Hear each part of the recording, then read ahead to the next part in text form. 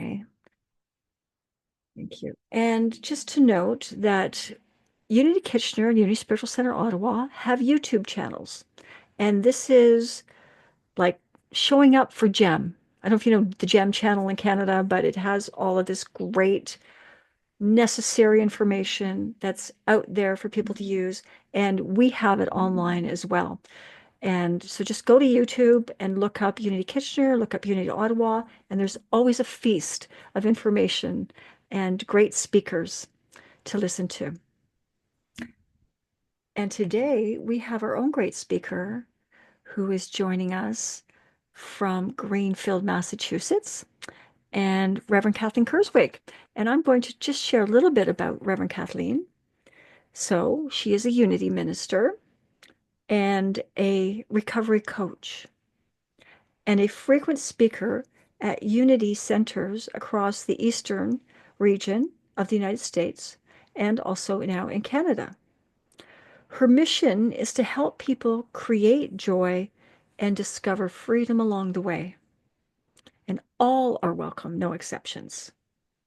Reverend Kathleen focuses her talks and classes on practical ways to incorporate a spiritual approach to everything we do, since we are all spiritual beings having a human experience together. And that is a wonderful introduction that we received from Kathleen. And Kathleen, welcome so much and take it away. Well, thank you very much for that greeting. Good morning, everyone. It is wonderful to be back with you. I love this community. Just to look at your beautiful faces, those of you who have your cameras on, I see lights coming from your eyes. I know it's coming from your heart, and I'm just excited to be here. So, I don't know if you're aware of this or not, but the United States is going through something right now. That's all I'm going to say. Because the United States is going through something right now, I'm going through something right now. It has been a challenge to be a unity minister, to hear a lot of difficult, negative conversations from both sides. It has been very challenging. So you are the lucky recipients of hearing about how I'm trying to get through this, right? We were kidding earlier before the service started that you always will get messages from your guest speakers about what they're going through. Now that we may, disguise it beautifully and say, oh, I'm here to talk about the 5 principles, but you're always going to get my filter, right? You're always going to get what I'm picking up on in this present moment. And I also always know that what I'm sharing with you is my authentic truth in this moment. See me next week, and I may have a totally different take on it, and that's okay, right? But what I want to share about is why I feel like it's time to review. What I mean by that, it's time to start asking questions again. Lent is the perfect time to do this. It's time to explore our belief system. And I don't care where you're living, in what part of the planet you're on, it's always a good time to take a look at that, to question what our beliefs are, what we're really thinking, right? So when I was raised in a traditional Catholic home, the message I got loud and clear from my family, I don't know if everybody did, but in my growing up, I got the message you don't ever question. And so when I found unity and speakers, including my minister, were saying things like, yes, question this and question that. And what about this possibility? And what about that possibility? I was very uncomfortable. You know, it took me a while to get used to the fact that it was okay for me to suddenly sit down and go, so what is God? Do I really believe that I'm inherently good? Do I really believe that other people are all inherently good? See where I'm going with this? So Lent, I found a great acronym on Facebook on one of my other Unity Minister friends' pages. She wrote, Lent stands for LENT, let's eliminate negative thinking. Love it. Love it. Right? That's what I usually use Lent for, right? To look at where is my error thinking? What am I willing to let go of? Okay, because I'll be honest with you, especially with what's going on in the United States right now, I'm very certain that I'm right in my thinking. And I am very sure that there are other people who are very wrong. And so, what I have committed to doing in this year and next year, and maybe for years to come, is to continuously look at who am I judging? Why am I judging them? It's all about me. Right? So from where you're seated, it's all about you. It's where are your thoughts taking you that I want to talk about today. I'm kind of looking at the five principles, and I love the way it's short and sweet during the opening of the service. The one power and one presence through everything, everywhere. God is love. I'm an expression of God, therefore inherently good. I don't hear any exceptions there. It doesn't say except for liberals. It doesn't say except for conservatives. It doesn't say except for Canadians. It doesn't say except for someone from South America. It doesn't have any exceptions. Isn't that the tough part? Isn't that the most difficult thing to, at least it is for me, to swallow some days? Other days, yeah, I'm like, oh yeah, I'm feeling it. This is good. And other days, not so much, right? I think, I pray, I live. I love the five principles. And so I'm really kind of taking a look at those. Do I really believe it? And if I do, how am I expressing it to the world out there? Since this is March, and since your theme is around the power of wisdom, what a perfect power to have for doing this review, right? Um, Before we move into wisdom, before I do that, I want to share two quotes with you that are about taking action. Bradley Whitford said, infuse your life with action. Don't wait for it to happen. Make it happen, not by passively waiting for grace to come down from upon high, but by doing what you can to make grace happen. I love that. And Joel Barker is quoted as saying, vision without action is merely a dream. Action without vision just passes the time. Vision with action can change the world. I, I need all the help I can get right now. So I'm going to invite you to join me on this journey. We won't see each other for a little while. We won't be in direct contact with each other, but just knowing that some of you are on this journey with me of being willing enough to tap into that power of wisdom and ask yourself some tough questions and see how you can demonstrate it in the world, it makes me get all warm and fuzzy inside, and it makes me feel like I'm uplifted, right? We're all going through stuff.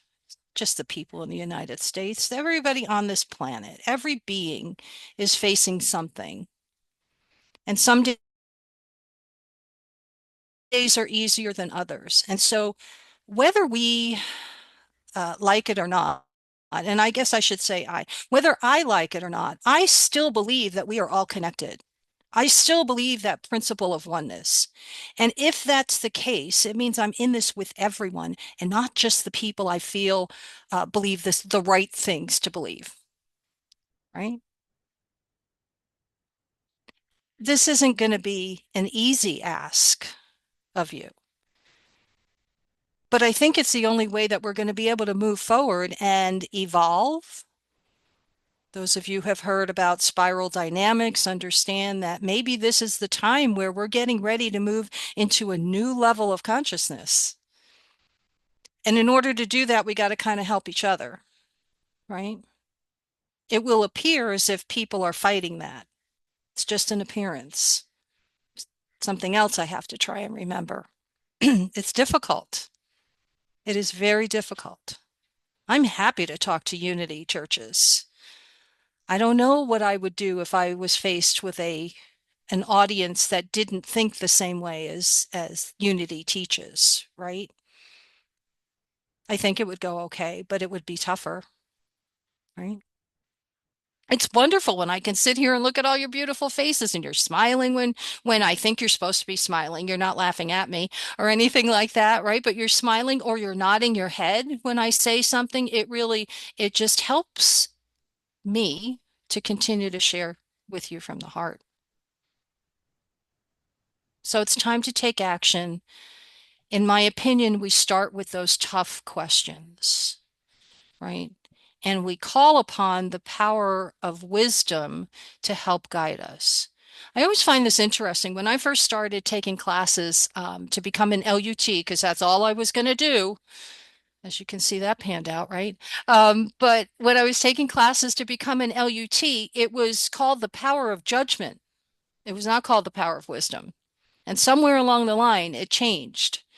I personally think that people kind of got stuck on the word judgment, right? Because we often hear people say, don't judge other people. Just, take care of yourself, stay on your own side of the street, keep your side of the street clean, etc. Don't judge. So I think they kind of shifted it to wisdom, but it's the same premise. It's the idea that the power of wisdom helps me to discern what may or may not be true, helps me to intuit what's going on around me and maybe make a different decision, right? Tapping into that power. So here's the good news, and maybe you believe this, maybe not, but in my belief system, I'm still at the point where I believe that the power of wisdom is already here within each and every one of us. We already have access to it. No one here has to earn that. You've already got it. Okay. So that's the good news. The challenge is to remember to tap into it when you're faced with a difficulty of any kind.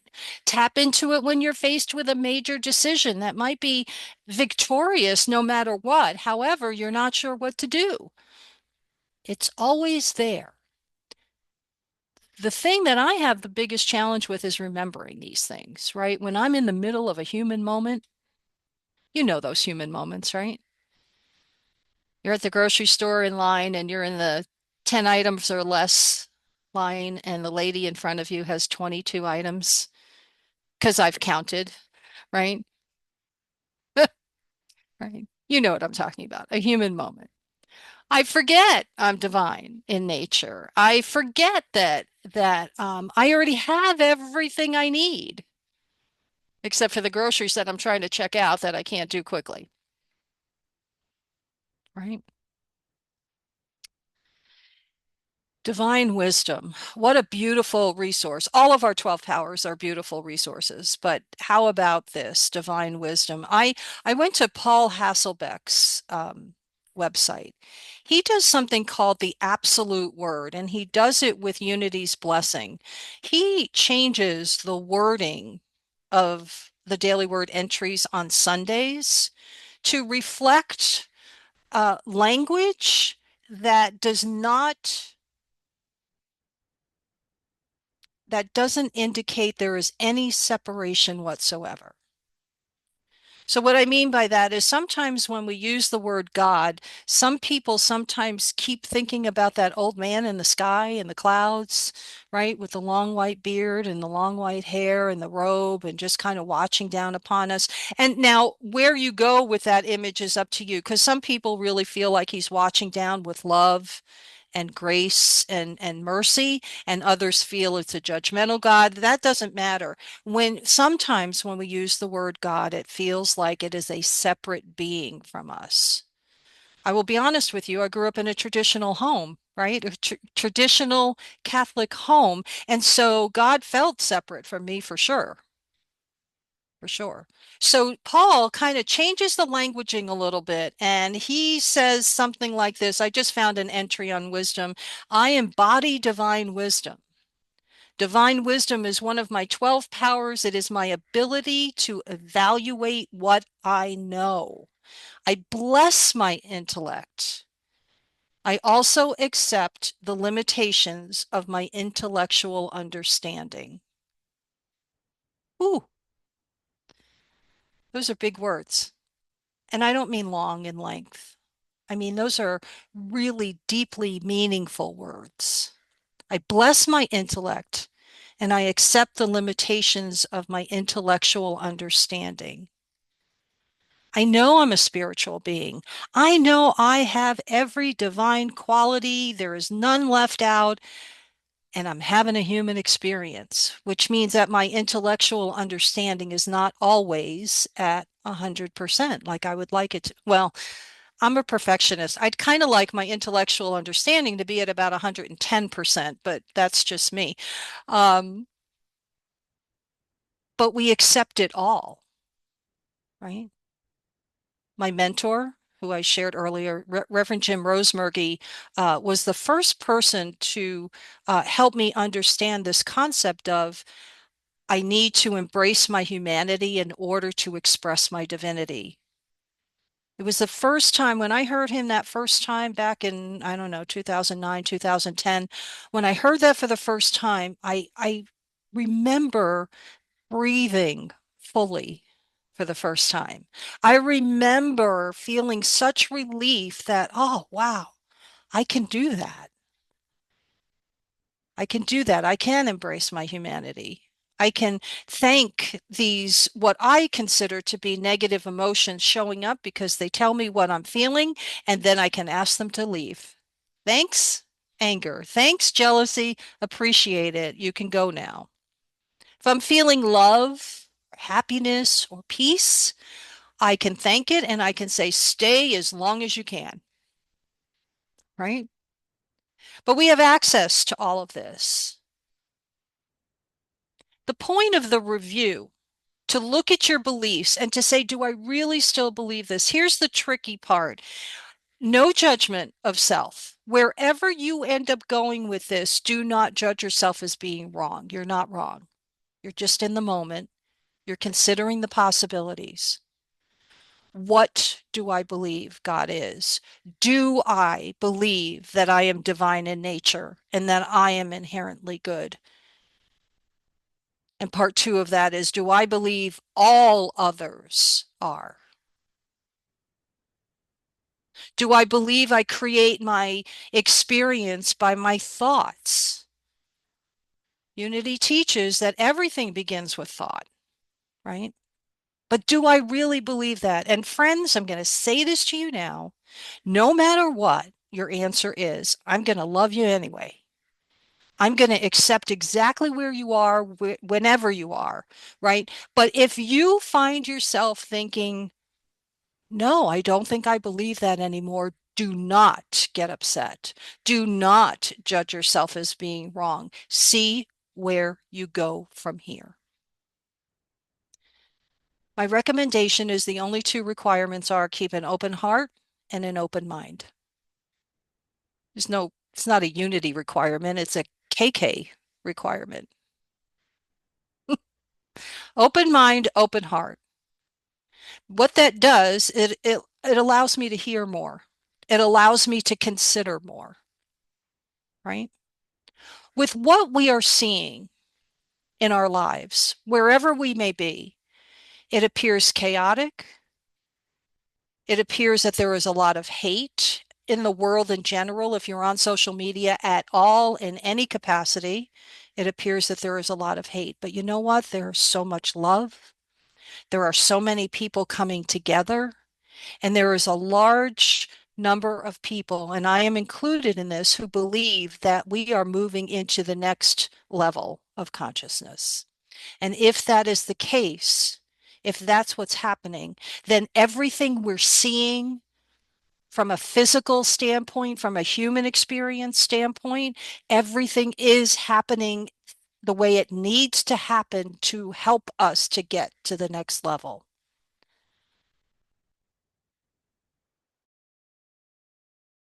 I think I still believe that. Catch me at any moment. Every 5 minutes, I might be changing my mind. But in general, I do believe that that is what's happening. That all of this craziness, wherever you are, whatever your thoughts are, liberal, conservative, caring, non caring, empathetic, not empathetic, wherever you are at, if we are one, then we are connected. And if we are connected, we are feeling all of it.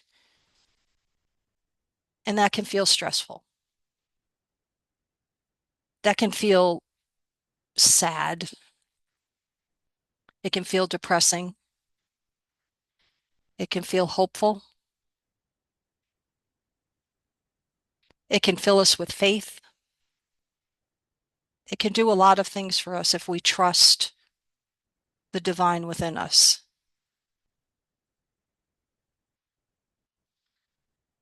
I'm going to be honest with you. This talk did not go anywhere that I thought it was going to go. I have 4 pages of notes and I got through the first half of 1 page. This is what I do. I put some bullet points down and then I see where I go. So this is where we're at in the moment, okay? I think you're understanding where I'm coming from. The invitation is to explore your beliefs. You don't have to use the 5 principles. I just found that it was an easy place to start. There's lots of places we can go after that. You can go through the 12 powers. You can go through lots of things. But one thing I want to point out to you before we go into the meditation is this. C read this beautiful entry about love heals in every circumstance, aligned with wisdom. And I want to read this to you, and I want you to think of a person in your life who you disagree with, a group of people that you might disagree with. I want you to think about this for a moment. This is what she read. Wisdom helps love avoid being naive or misguided. So that's number one. I used to be the kind of person that wanted to put my head in the sand, and if I just don't look, it won't be there, right? It'll disappear. We don't want to be naive or misguided. Wisdom helps love avoid being naive or misguided, while love ensures that wisdom is applied with empathy. Now, I do know that I have uh, some people make fun of those who have empathy. I am not one of those people. Empathy is one of the greatest qualities, feelings, experiences ever. She read, this creates a deep understanding of others' needs, struggles, and perspectives. So remember that person I told you to think about, or that group of people I told you to think about? This is going to help us to be able to look at that person and or group and understand just a little bit more. You know what that means? It means we need to be willing. We need to be willing to do this, that we might change our minds about another person and or another group of people. I'm not saying we have to shift belief systems. I'm not saying we have to suddenly agree with everything they're saying or doing. All I'm saying is that if we understand just a little bit more, maybe a conversation can be had. Maybe a group conversation can be had. Maybe one person will be willing to change one thought about one thing that will lead us closer to being together, to living from a consciousness of no separation. That's where I'm going with all of this. She read, you become better at seeing the bigger picture and responding with kindness and patience. Nowhere in there does it say that your acceptance indicates approval. No one's saying that. But if I can get to a place where I can look at a person in my life and or a group of people in my life, and being a minister, trust me, I have all kinds, right? Being a recovery coach, you wouldn't believe the gamut, the range of people that I have in my life, right? But if I can just understand a little bit of how they got to where they're at, maybe it will help me to be more willing to have a conversation. And maybe my presence will bring a calm that will help others have a conversation. I don't know. I don't know what's going to happen, but I'm going to invite you on this journey with me anyway, right? If even one of us makes one step towards progress,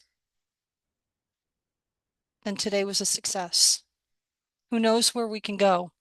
But this is a theme I'm going to be keeping on with for a while. People are going to hear this. I'm gotten a couple more churches on my calendar and they're going to be hearing about it. I invite you to join me on this journey. I hope you'll be there with me. And so it is. Amen. Let's take this into meditation, my friends. I invite you to get comfortable wherever you are. And you can do this any way you want.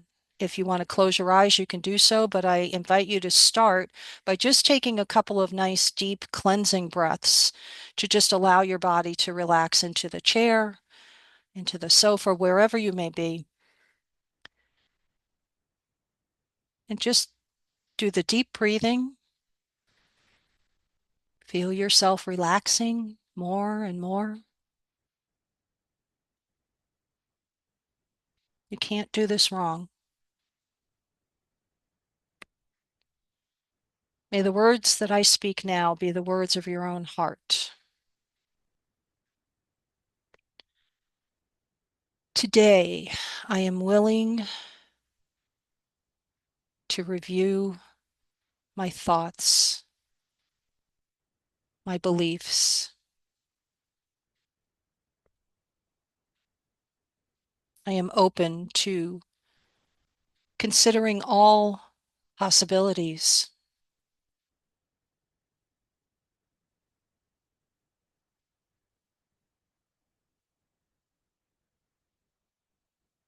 I take a step forward courageously to open my mind and my heart, welcoming a deeper understanding of other people's needs, struggles, perspectives.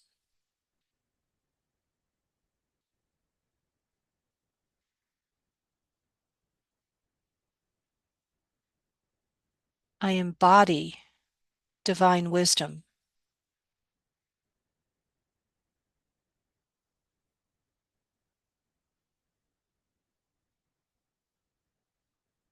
Today, I am willing to eliminate negative thinking.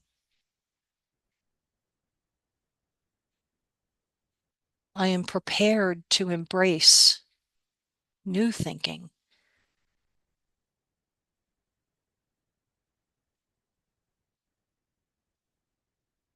I bless my intellect and I accept the limitations of my intellectual understanding.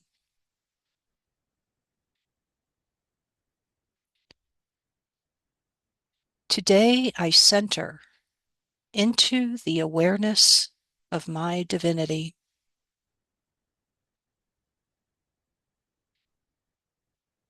We take these words into the silence.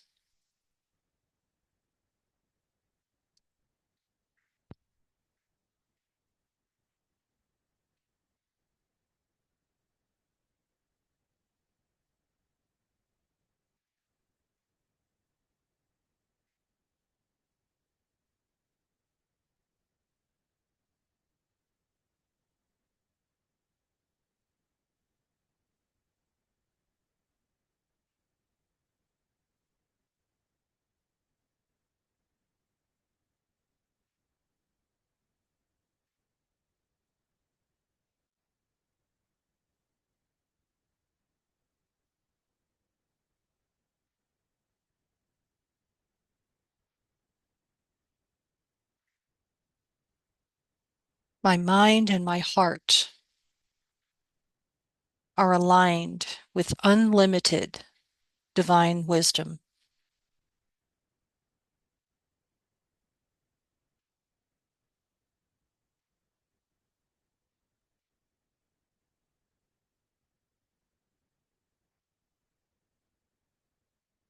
I remember that Lent is 40 days, a time of review, a time of renewal. I remember that the metaphysical meaning behind 40 days is completeness. And so I embrace this Lenten season.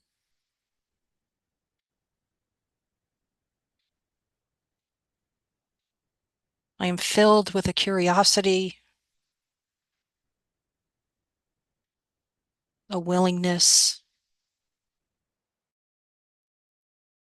to explore.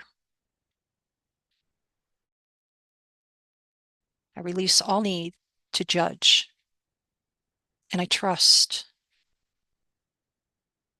that the divine is on my side.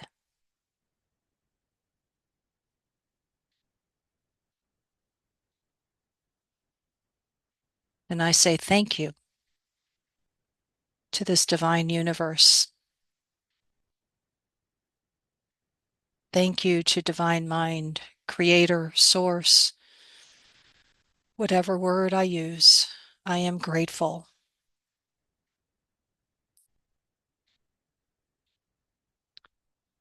And I am committed to making sure that my gratitude shows in every word that I speak and every action that I take.